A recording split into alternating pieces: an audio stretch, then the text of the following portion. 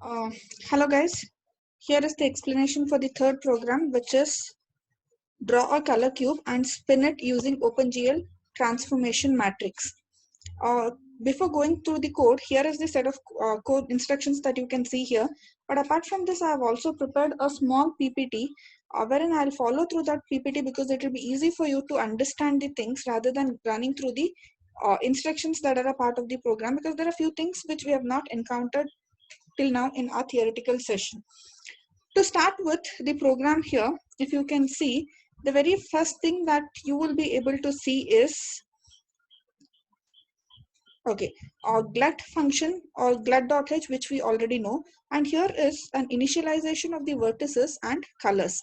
So that is where I'll start with in the presentation. If you can see here, I have taken the vertices array as well as the color array here. Basically, it's an 8 into 3, that is 8 cross 3 matrix or 8 cross 3 array for us, wherein I have 0 to 7 indexes and each of them having 3 values which belongs to x, y, and z. If you have read through the question, it says a cube which has to spin.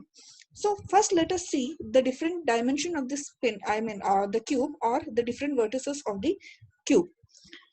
Here I have totally 8 vertices. If you can see 0, 1, 2, 3, 4, 5, 6 and 7. The same values have been entered here. You might have a dilemma on how these values have been generated. It's not that you have to by heart these values. If you draw this cube correctly, you can automatically generate the values of each vertices and you can write it. To start off with 0, if you can say, it says -1, -1 and 1. If you see here, this is your origin. So on the origin,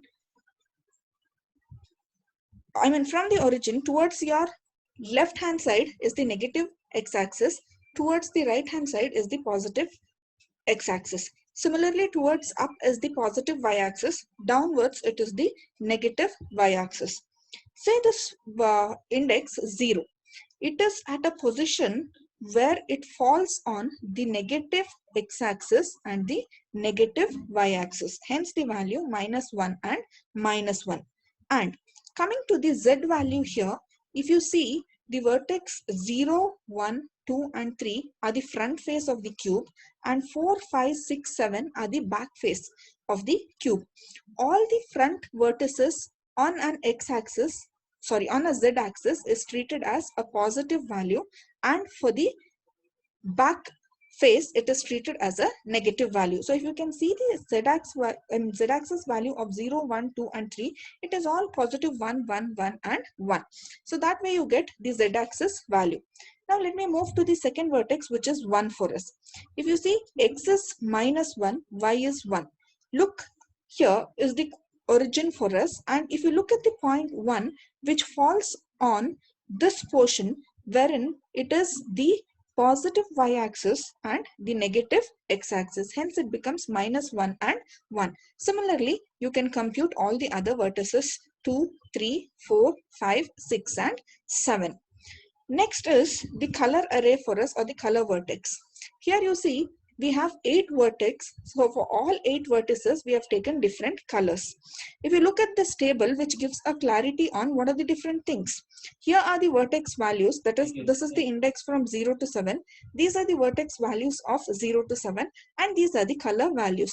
If you can see, for vertex 0, we have taken blue color. For vertex 1, we have taken cyan. For vertex 2, it is white. For 3, it is magenta. 4, it is black. 5, it is green. 6, it is yellow. And for 7, it is red. So that is what you see in the initialization portion of the vertices and the colors. For all x, y and z, you have assigned the colors. Now let us come to the code. The code I have put it in the PPT in different slides, or cropping it into different blocks. So let us go one after the other. We know that it begins from the main. As usual, our main is a command line argument wherein the first instruction is the initialization. Then I have display mode here. If you can see, I have used some different constants. One is the double. So far we were very used to using glut single. This is the color buffer for us, fine. And again, I have used something called as glut depth. If you look at the first two programs that we have discussed, we did not have a z-axis, hence no glut depth. Basically, this is a buffer which holds the z-axis values for us. Next, color buffer, we already know what is the purpose. And glut double is because if you look at this cube, I have two faces. One is the front face and the second face. In all the other programs that we have discussed previously, it was just a two-dimensional representation. We had only one face and one buffer was sufficient. Whereas here, that is not the case. We have two different faces and two different buffers to store the values. That is, one holds the front front buffer and the other one is the back buffer which holds the values of the back face. So if you can see the diagrammatic representation, if I take single buffer, whatever I write goes into the buffer, I read it and then screen it. Similarly, on a double buffer, that is, you have two buffers here, one which is the front buffer and the back buffer. We use a function here to switch between these two buffers, which we'll encounter very shortly. Next, we have the window size as usual, which is used for setting the size of the window. Then you create the window on this size with a name for the window. Then here is the first function invoked for us, which we have called it as the reshape function. If you just look towards the left slide, you find the reshape code here. I've called it as my reshape, the width and height. We have not taken any fixed values here. You could have done that, but instead of doing it, you have given the user the freedom to give a different value of W and H. But this does not mean that the user is going to enter the values of W and H. Then what? We'll come to that. But here we have viewport wherein we say we have 0, 0, W and H. Next, we have the matrix mode and the load identity, which we discussed in the previous program. For the first time, we make use of projection to say that nothing exists. We don't have a blueprint. The blueprint is being generated of what? Of the cube that we have. Next comes an instruction called as if W is less than or equal to H. That is, the width less than or equal to height. Why exactly are we testing this? The reason for doing this is, see, as a user, you might reshape the window. When you reshape the window, you don't want to lose the orientation of the object that you have. For example, if you can see here, when you change the size, this window, the object should remain in the same position. For that purpose, you have made use of this open-ended height and width here. So basically, when you write ortho 2D, the parameters are left, right, then we have bottom and top. That is left, right, bottom, top. So here if you can see, if the width is less than or equal to height, it means that I'm not changing the width. It is the height that I would be changing. So width, we keep it as it is. Then for the height, the top and bottom are changed with the current value into whatever the new value that you specify. Otherwise, if this is not true, in that case, it means that your bottom and top remains. That is here. The bottom and top remains the same. Only you change the left and right. In order to do that, you take the current value and you say multiply it with width divided by the height. So that gives you the new size of the window.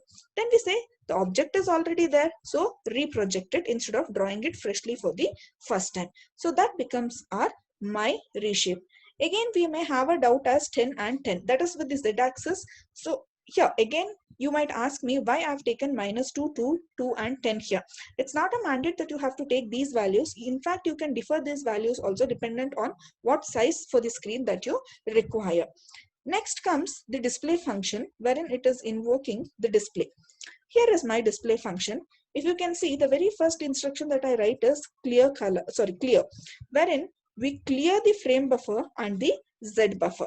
That is, whatever previous values of the Z buffer are existent, we erase it and we store it with the new set of values. Similarly with the color buffer, if at all you assign some new color, that new set of color has to go into it. So then comes the rotation part. Cube is not just that I have a cube sitting there. No, once the cube is generated, it has to be rotated. So in order to rotate, we make use of the rotate function, wherein I have theta of 0. If you can see, I've called the rotate function thrice with theta values, which we'll shortly encounter.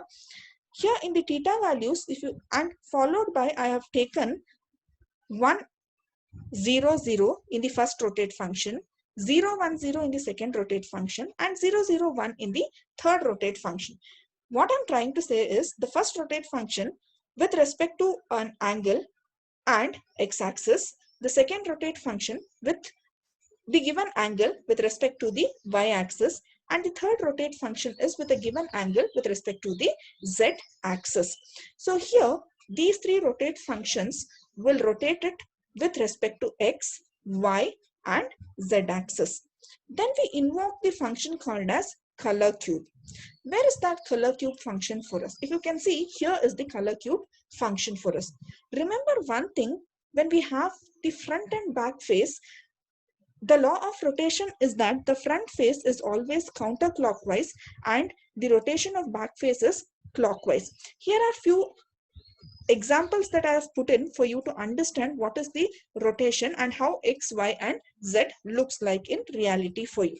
So here when I invoke that color function, if you can see this cube here, how many faces are visible to me on a normal eye? The first one, that is 0, 1, 2, 3. Next one I have let's say 2, 6, 7, 3, and the other one I have is 1, 5, 2 and 6. So those are the three faces which are visible to us.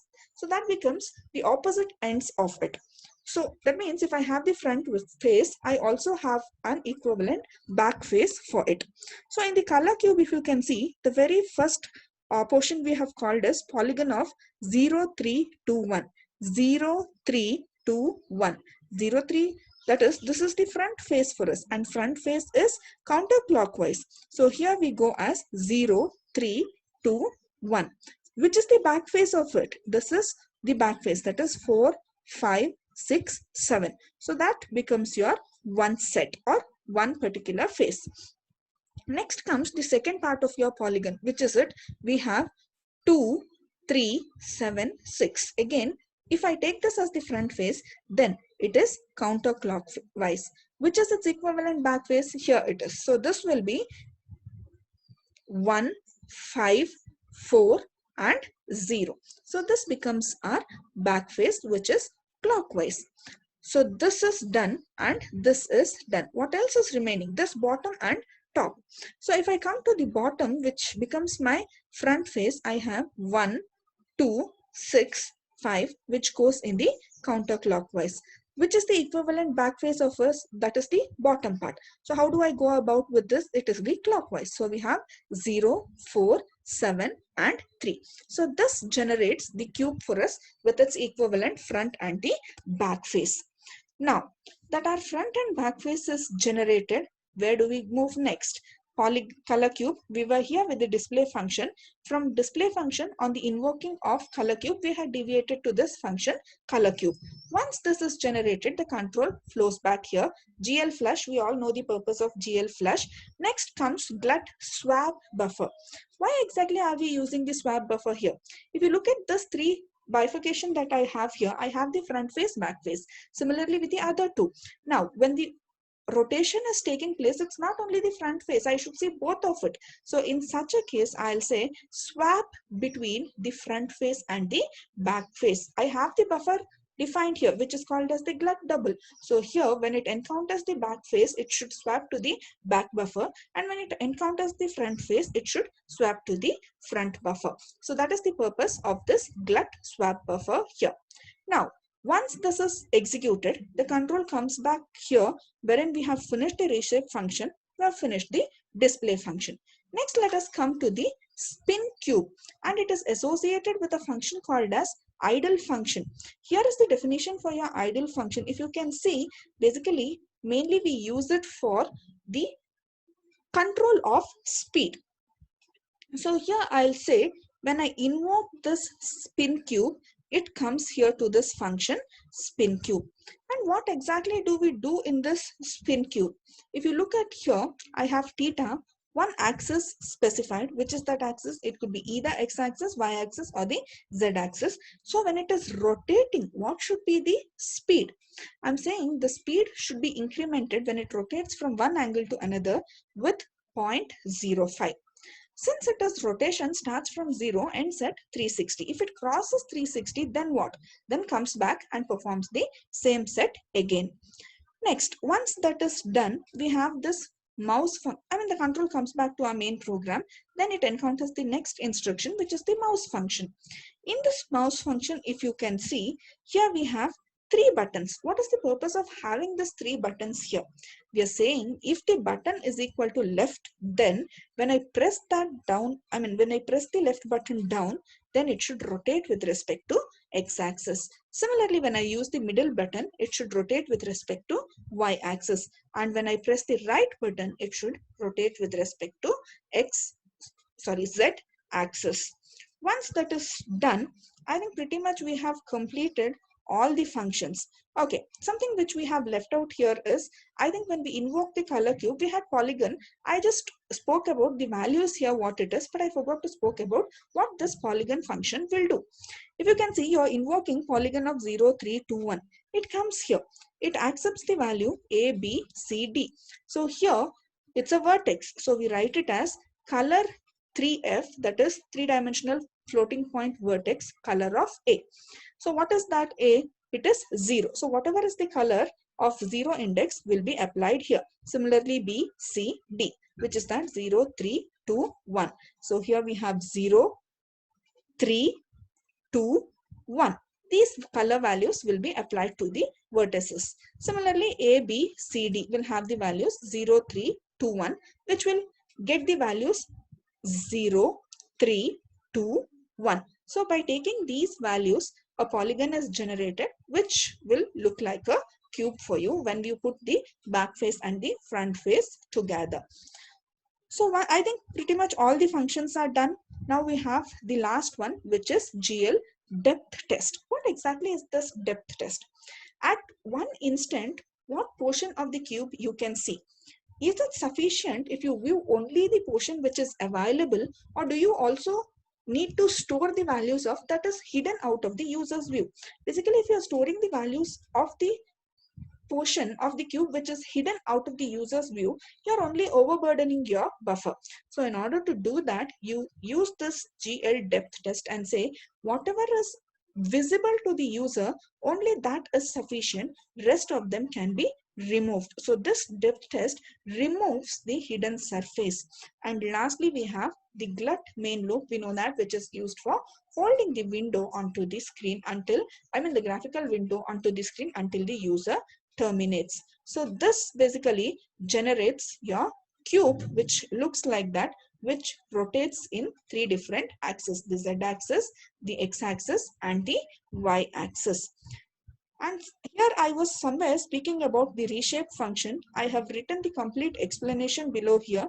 You can just go back and see what exactly is that. I've just told you in brief what you need to do and when you need to do. That is, if the value of W is less, then the bottom and the top value changes. If it is greater, then it is the left and right. That means you're increasing the size horizontally. Otherwise, in this case, you're increasing the size vertically. Either ways, whenever you increase the size of the screen, either vertically or horizontally, the object should remain in the same position without losing its orientation. That is the help of this instruction that we have written in this reshape function. Hopefully the program explanation is okay with all of you. I'll expect you to execute this program and upload the screenshots in the classroom. Thank you.